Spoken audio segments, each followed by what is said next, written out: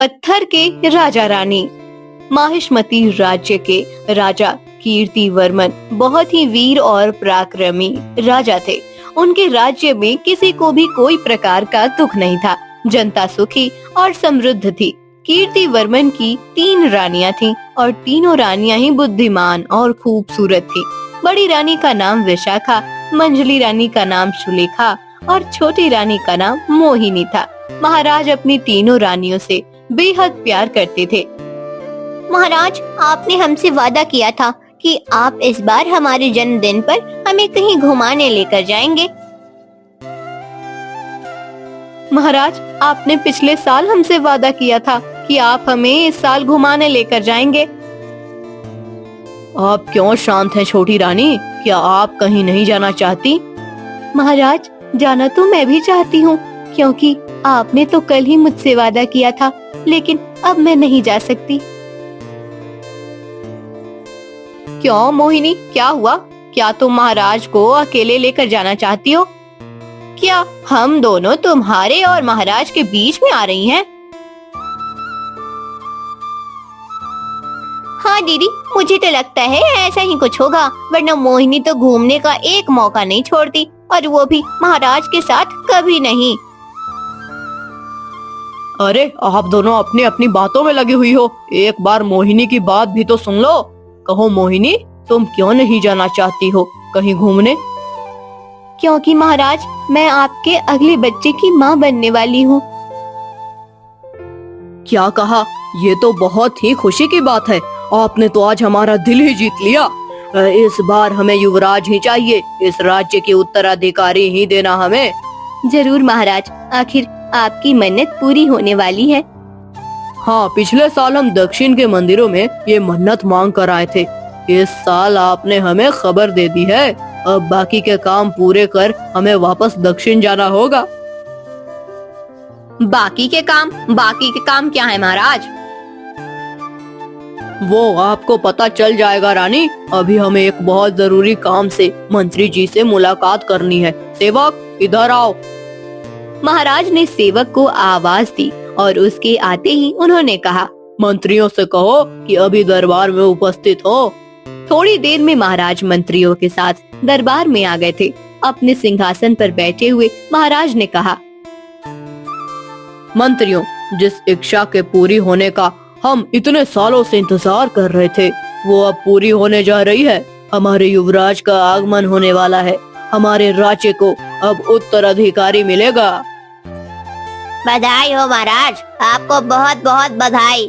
अब हमें अपनी मन्नत का आखिरी हिस्सा पूरा करना होगा। वो क्या है महाराज? हमें अपने आने वाले राजकुमार को उत्तराधिकारी घोषित करना होगा। महाराज, यदि आप बुरा ना मानो तो एक प्रश्न पूछूं? हाँ मंत्री जी, आप क्या पूछना चाहते हैं? आप पूछ सकते हैं। महाराज, आप राजकुमार के नाम सारा राज्य कर रहे हैं, उन्हें उत्तराधिकारी बना रहे हैं, लेकिन आप इस बात को लेकर निश्चिंत कैसे हैं कि राजकुमार का ही आगमन होगा? मंत्री जी, हम समझ सकते हैं आपके मन में क्या क्या विचार चल रहे होंगे। दरअसल इस बात के पीछे एक राज है, और वह राज आज हम बेफिक्र होकर खोल सकते हैं। तो सुनिए मंत्री जी, हमारी दोनों रानियां विशाखा और सुलेखा ने हमें केवल कन्या संतान ही दी है, और अब वे दोनों संतानोत्पत्ति नहीं कर सकती। पिछले साल जब हम दक्षिण के जंगलों में शिकार खेलने गए थे तब। आज तो बहुत समय बीत गया घूमते घूमते, कोई भी शिकार हाथ में नहीं आया है। कहीं ऐसा तो नहीं कि हमारे आने से सभी जानवर डरकर भाग गए हैं? महाराज ने हंसते हुए अपने साथ आए सैनिकों से कहा। तभी पीछे से किसी के आने की आवाज आई और वह बोला, जानवर किसी से डरकर जंगल छोड़कर नहीं भागते, वो तो बस छिप जाते हैं, और जो उन छिपे जानवरों को ढूंढ ले वही तो असली शिकारी होता है। अब तो आपकी उम्र हो रही है, शायद इसलिए तो आपको कोई शिकार नहीं मिला है। राजा हर्ष, आपको ऐसा क्यों लगता है कि हम शिकार नहीं कर सकते? आप हमारे पड़ोसी राज्य के राजा हैं और हमारे दुश्मन भी, तो क्यों ना आइए हम दोनों मिलकर एक एक मुकाबला कर ले। मुकाबला करने के लिए तो मैं तैयार हूँ, लेकिन जीतने वाले को बदले में क्या मिलेगा? इनाम अगर लाजवाब हो तो ही शिकार करने में मजा आएगा। सही कहा आपने। ठीक है, तो अगर आप बुरा ना मानो तो मैं सुझाव देना चाहूँगा। ठीक है, बताओ, तुम जो भी कहोगे हमें मंजूर है। ठीक है, तो हम दोनों में से जो भी कोई पहले शिकार करेगा उसका विवाह हारने वाले को अपनी बहन से करवाना होगा। ठीक है, मुझे मंजूर है।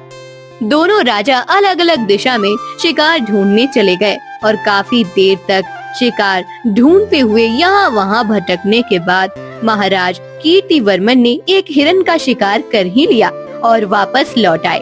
वापस लौटकर हर्षवर्धन को उन्होंने अपना शिकार दिखाया। अरे, मान गए आपको तो। आपने तो सच में शिकार ढूंढ लिया। लगता है अब मुझे शर्त पूरी करनी होगी। बेशक, अब तो आप ही हारे हैं तो शर्त भी आप ही पूरी करेंगे। तो चलें आपके राज्य में। बिल्कुल, आपका स्वागत है हमारे राज्य में। हम अपनी बहन मोहिनी से आपका विवाह करने के लिए तैयार हैं। महाराज कीर्तिवर्मन अपनी जीत से काफी खुश थे और हर्षवर्धन की बहन मोहिनी की सुंदरता के उन्होंने कई किस्से भी सुन रखे थे। वे मोहिनी से मिलने के लिए बहुत ही ज्यादा उत्सुक भी थे। जल्दी ही वो महाराज हर्षवर्धन के राज्य में पहुंच गए। महाराज कीर्तिवर्मन, आप हमारे यहाँ मेहमान बनकर आए हैं। आप कुछ देर आराम करें। शाम को हम अपनी बहन मोहिनी से आपकी मुलाकात करवाते हैं। तब तक आप हमारे यहाँ के प्रसिद्ध पकवानों का स्वाद लें। ठीक है, जैसा आप चाहें। हर्षवर्धन महाराज कीर्तिवर्मन को आराम करने का कहकर दौड़े अपनी बहन के पास आए और बोले, बहना, सब गजब हो गया, सब उल्टा पड़ गया। क्या बात है? क्या हुआ है भैया?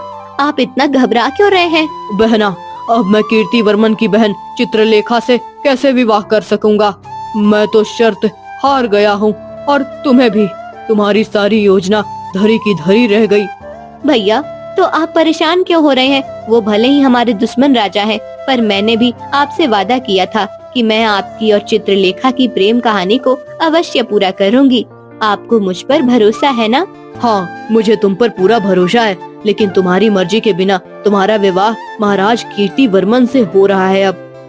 भैया, आपसे किसने कहा कि ये विवाह मेरी मर्जी के विरुद्ध है? मैं कुछ समझा नहीं बहना।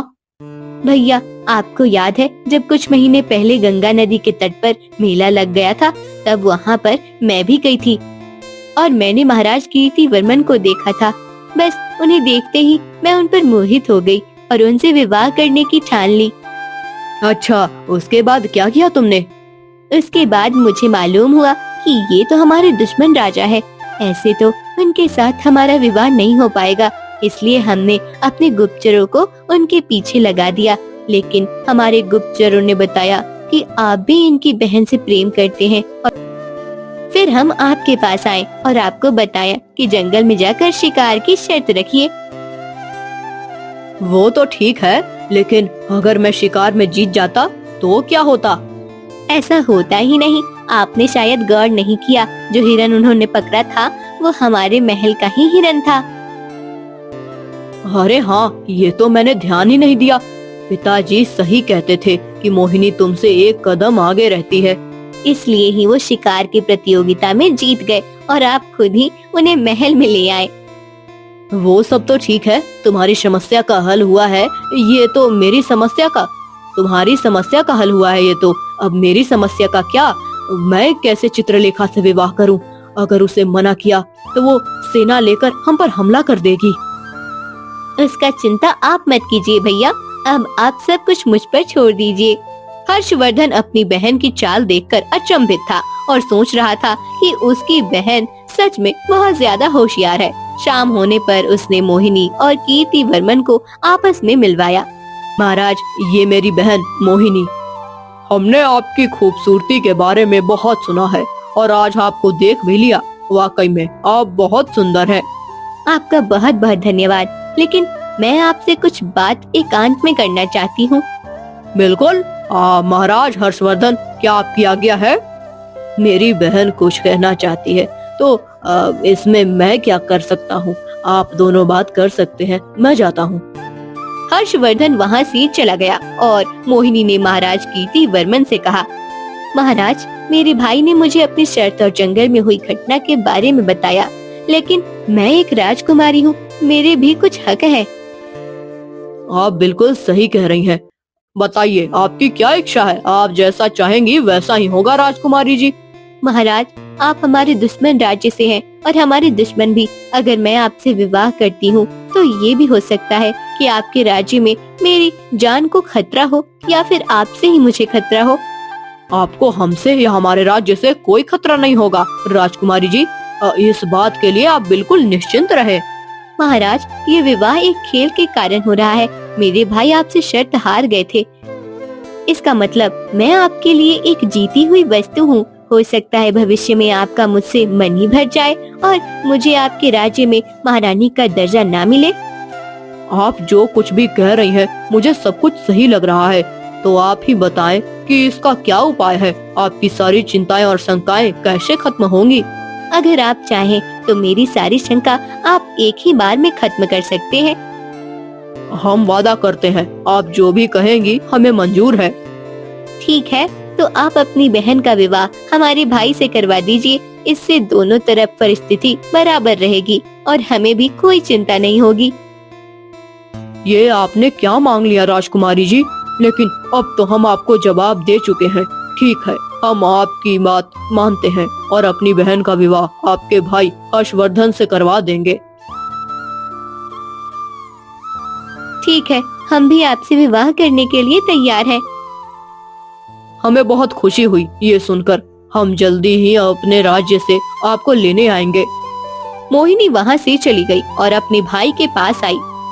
क्या हुआ मोहिनी, क्या बात बनी? कुछ क्या कहा तुमने उनसे? भैया, वो यही आपसे मिलने आते ही होंगे, पर ध्यान रखना आप ज्यादा खुश मत होना। समझ गया बहना, अब तुम चिंता मत करो, सब संभाल लूंगा मैं। मोहिनी अपने कक्ष में चली गई और तभी वहाँ पर महाराज कीर्तिवर्मन हर्षवर्धन से मिलने के लिए आए। महाराज हर्षवर्धन, आप सच में एक बहुत ही वीर राजा है। इस राज्य की प्रजा आपको देवता मानकर पूजती है। वो तो हमारे पिताजी के संस्कार हैं जो हमें मिले और हमने प्रजा के बीच अपनी ये पहचान बनाई। पर आप ये बताएं कि क्या हमारी बहन ने आपके दिल में जगह बनाई? आपकी बहन वाकई में होशियार है। उनके आगे तो हम कुछ कह भी नहीं सकते हैं, पर आपसे कह सकते हैं। कहिए कहिए, आप क्या कहना चाहते हैं? महाराज, हम चाहते हैं कि आप हमारी बहन से विवाह कर ले। क्या कहा आपने? आपकी बहन से विवाह? लेकिन क्यों? महाराज, हमारी बहन भी विवाह लायक हो गई है और हमें नहीं लगता कि आपसे बेहतर उसे कोई और मिलेगा। महाराज, हम किसी और से प्रेम करते हैं, आपकी बहन से विवाह कैसे कर सकते हैं? और हमने प्रण लिया है कि जिससे प्रेम करते हैं विवाह भी उसी से करेंगे। महाराज, आप कृपा करें, हम पर चाहे तो हम आपको अपना आधा राज्य दे देंगे, लेकिन हमें मोहिनी चाहिए। क्या मतलब? मतलब आप चाहिए हमें अपनी बहन के लिए। ठीक है, अगर आप इतना विनती कर रहे हैं तो हम अपने प्रेम की कुर्बानी देने के लिए तैयार हैं। हम आपकी बहन से विवाह करेंगे। आपका बहुत बहुत धन्यवाद। अब हम अपने राज्य जा रहे हैं, अपनी बहन के साथ आएंगे और विवाह समाप्त करेंगे। हम आपका इंतजार करेंगे। महाराज कीर्तिवर्मन वहाँ से अपने राज्य चले गए। वाह बहना वाह, आखिर ऐसा क्या जादू किया तुमने कि वो चित्रलेखा से विवाह करने पर हमें अपना आधा राज्य भी देने को तैयार हो गए। भैया, आप नहीं समझेंगे, आप तो बस उनके स्वागत की तैयारियां कीजिए। राज्य लौटकर महाराज कीर्तिवर्मन ने अपनी बहन चित्रलेखा को बुलाया और कहा, चित्रलेखा, अब तुम विवाह लायक हो चुकी हो। अब पिताजी की इच्छा अनुसार हमें तुम्हारा विवाह किसी अच्छे राज्य में और अच्छे राजा से करना होगा। हाँ भैया, लेकिन क्या आपने किसी को ढूंढ लिया है हमारे लिए? हाँ, महाराज हर्षवर्धन। क्या कहा? महाराज हर्षवर्धन? लेकिन भैया, वो तो हमारे दुश्मन है ना, आप उनसे मेरा विवाह कैसे करवा सकते हैं? नहीं नहीं भैया, हम उनसे विवाह नहीं करेंगे। अरे चित्रलेखा, तुम क्यों परेशान हो रही हो? देखो, मुझ पर भरोसा रखो, सारी दुश्मनी अब खत्म हो चुकी है। अब हमारे बीच में कोई भी शत्रुता नहीं है। कोई शत्रुता नहीं है? ऐसा कैसे हुआ भैया? वो सब तुम छोड़ो, तुम बस अपने विवाह की तैयारी करो। महाराज कीर्तिवर्मन की बात सुनकर चित्रलेखा मन ही मन बहुत खुश थी। दिन बीतते गए और महाराज कीर्तिवर्मन चित्रलेखा के साथ बारात लेकर मोहिनी से शादी करने पहुँच गए। हर्षवर्धन का विवाह चित्रलेखा से हुआ और महाराज कीर्तिवर्मन का विवाह मोहिनी से। चारों लोग खुश थे और विवाह के बाद महाराज कीर्तिवर्मन मोहिनी को अपने साथ अपने राज्य ले जाने लगे कि तभी रास्ते में मंदिर के पास मोहिनी को एक साधु का आश्रम दिखाई दिया। महाराज, हमारा नया नया विवाह हुआ है, चलिए मंदिर में दर्शन कर लेते हैं और साधु संतों का भी आशीर्वाद लेते हैं। ठीक है महारानी, जैसी आपकी इच्छा। महाराज कीर्तिवर्मन और मोहिनी अपने रथ से उतरकर मंदिर में आ गए। यहाँ दोनों ने भगवान का पूजा की और फिर आश्रम में साधु संतों का आशीर्वाद लेने पहुँच गए। आश्रम में एक बहुत सिद्ध संत रहा करते थे। महाराज के आने की खबर सुनकर संत ने उन्हें अपने आश्रम में आने की अनुमति दे दी। गुरुदेव, मैं महेशमती का राजा कीर्तिवर्मन और ये मेरी महारानी मोहिनी है। हम दोनों का विवाह हुआ है। हम आपका आशीर्वाद चाहते हैं। सदा सुखी रहो राजन। मैं जानता हूँ कि तुम्हारे मन की इच्छा क्या है। तुम्हारी दोनों रानियां अब तुम्हें युवराज नहीं दे सकती। गुरुदेव, आप इस बात को कैसे जानते हैं? हम सब जानते हैं, मोहिनी से तुम्हारा विवाह इसी वजह से हुआ है। गुरुदेव, हम चाहते हैं कि अब हमें पुत्र की प्राप्ति हो, हमारे राज्य का कोई उत्तराधिकारी मिले। तुम्हें जरूर ही पुत्र की प्राप्ति होगी, बस तुम्हें एक कार्य करना होगा। कैसा कार्य गुरुदेव? इस मंदिर में भगवान के श्री चरणों में तुम एक धागा बांध कर जाओ और जैसे ही तुम्हें मोहिनी के गर्भ में होने की खबर मिले, तुम्हें ये धागा आकर खोलना होगा। तुम्हें पुत्र की ही प्राप्ति होगी, लेकिन यहाँ आने से पहले तुम्हें अपने पुत्र को सब कुछ सौंपना होगा। उसे युवराज और उत्तराधिकारी घोषित करना होगा। गुरुदेव, मैं ये धागा आपके सामने ही बांधूंगा और आपके सामने ही खोलूंगा भी। हमारा यहाँ होना ना होना कुछ भी निश्चिंत नहीं है। समय आने पर तुम यहाँ आना और धागा खोलना। महाराज कीर्तिवर्मन ने धागा भगवान की मूर्ति में बांध दिया और मोहिनी को लेकर अपने राज्य में आ गए। ओ महाराज, तो ये बात है, इसलिए आप दक्षिण के मंदिर में जाना चाहते हैं क्योंकि आपने मन्नत मांगी थी। ठीक है महाराज, आप जाइए, मैं आपके पीछे से राज्य का ख्याल रखूंगा। महाराज कीर्तिवर्मन दक्षिण के मंदिर की तरफ जाने के लिए तैयार होने लगे कि तभी सुलेखा और विशाखा वहां आ गई। महाराज, हम भी आपके साथ दक्षिण के मंदिर में जाना चाहते हैं। हाँ महाराज, हमें भी उस पवित्र स्थल और वहाँ के संत के दर्शन करना है। ठीक है महारानी जी, आप लोग भी हमारे साथ चलिए। महाराज अपनी दोनों रानियों को लेकर दक्षिण की तरफ निकल पड़े और मोहिनी महल में ही रुकी रही। कुछ समय बाद महाराज और महारानियां उस जगह पहुंच गए थे, लेकिन आज 1 साल बाद वह जगह वीरान और उजाड़ हो चुकी थी। वहां पर कोई भी नहीं था। ये 1 साल में इस जगह को क्या हुआ? यहाँ तो बहुत सुंदर पेड़ लगे थे, अभी ये सब इतना बुरा क्यों लग रहा है? लगता है मौसम की मार पड़ी है इस जगह पर। वो मंदिर भी कैसा क्षतिग्रस्त है। महाराज, मुझे तो ये जगह ठीक नहीं लगती। हम अपने साथ सैनिक भी नहीं लाए हैं, हमें वापस लौट जाना चाहिए। नहीं नहीं, हम अपने पुत्र के लिए इतना तो कर सकते हैं। आइए मंदिर के अंदर चलिए, हम धागा खोल कर आते हैं। ये देखिए, वो रहा हमारा बांधा हुआ धागा, अभी हम उसे खोल कर आते हैं।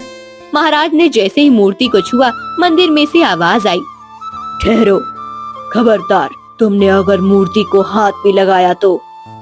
कौन हो तुम और कहाँ हो? सामने आओ। मैं तुम्हें चेतावनी देता हूँ, मूर्ति को हाथ मत लगाना। चले जाओ यहाँ से।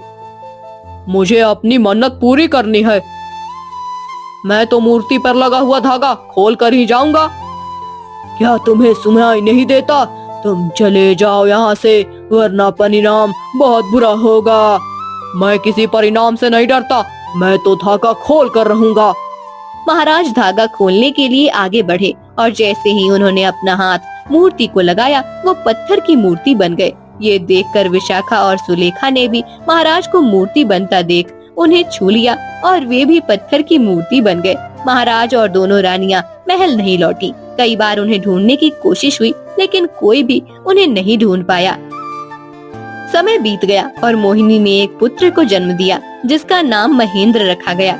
बड़े होकर महेंद्र ने सारा राज्यभार संभाल लिया और देखते ही देखते वह भी एक बहुत अच्छा राजा बन गया।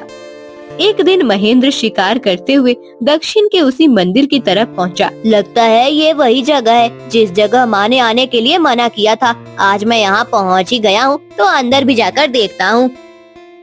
महेंद्र मंदिर के अंदर आ गया। मंदिर में ही एक साधु बैठे हुए थे और महेंद्र को आता देख वे खुश हो गए। साधु महाराज, ये मंदिर के भगवान के पास बाकी 3 लोगों की मूर्तियाँ ऐसे क्यों रखी हुई हैं? इसका क्या कारण है? ये मूर्तियाँ भगवान के सामने खड़ी हुई अच्छी नहीं लग रही हैं। आखिर किसने इन्हें यहाँ बना दिया? कई साल पहले यहाँ मेरा आश्रम हुआ करता था। कुछ समय के लिए मैं इस जगह को छोड़कर गया था। पता नहीं किसने यहाँ की ये हालत बना दी। मेरा आश्रम भी टूट फूट गया है, इसलिए मैं अब मंदिर में ही रहता हूँ। लेकिन इन मूर्तियों की वजह से मैं भगवान को अच्छे से नहीं देख पाता हूँ। अब मैं तो बूढ़ा हो चुका हूँ। तुम हट्टे कट्टे और बलवान लगते हो। तुम ही ये मूर्तियाँ यहाँ से हटा दो। ठीक है, मैं ही इन्हें यहाँ से हटा देता हूँ। महेंद्र ने जैसे ही उन मूर्तियों को हाथ लगाया, वे मूर्तियाँ वापस से राजा और दोनों रानियां में बदल गयी। हम ठीक हो गए, लेकिन हमें ठीक किसने किया? तुम कौन हो लड़के? और हम तीनों उस समय पत्थर में कैसे बदल गए थे? मैं माहिष्मती का राजा और महारानी मोहिनी का पुत्र महेंद्र हूँ। मोहिनी का पुत्र, माहिष्मती का राजा? कहीं तुम आश्चर्यचकित ना हो राजन, ये तुम्हारा ही पुत्र है। उस प्रेत ने तुम तीनों को पत्थर में बदल दिया था और आज जब तुम्हारे पुत्र ने तुम्हें छुआ तो तुम ठीक हो गए। प्रेत? लेकिन आप तो यहाँ रहते थे ना, फिर प्रेत आया कैसे? महाराज, मैंने आपसे कहा था कि मेरे होने ना होने से कोई मतलब नहीं है। मैं अपना आश्रम छोड़कर गया था दूसरे नगर में। उतने समय में इस जगह को एक प्रेत ने घेर लिया। अब मैं वापस आया तब उसे पकड़ा और इस जगह को मुक्त किया। मैंने ध्यान लगाया तब मुझे ज्ञात हुआ कि तुम्हारा पुत्र ही तुम्हें ठीक कर सकता है और अब तुम्हारी मन्नत भी पूरी हो गई राजन। तुम्हारा पुत्र तुम्हारे सामने है, उसने ही तुम्हें ठीक किया है। हाँ गुरुदेव, हाँ मेरा पुत्र। आपका बहुत बहुत धन्यवाद गुरुदेव, ये सब आपके ही कारण हुआ है। महाराज कीर्तिवर्मन, महारानी सुलेखा और विशाखा ने महेंद्र के साथ मिलकर साधु का आशीर्वाद लिया और अपने राज्य वापस लौट गए।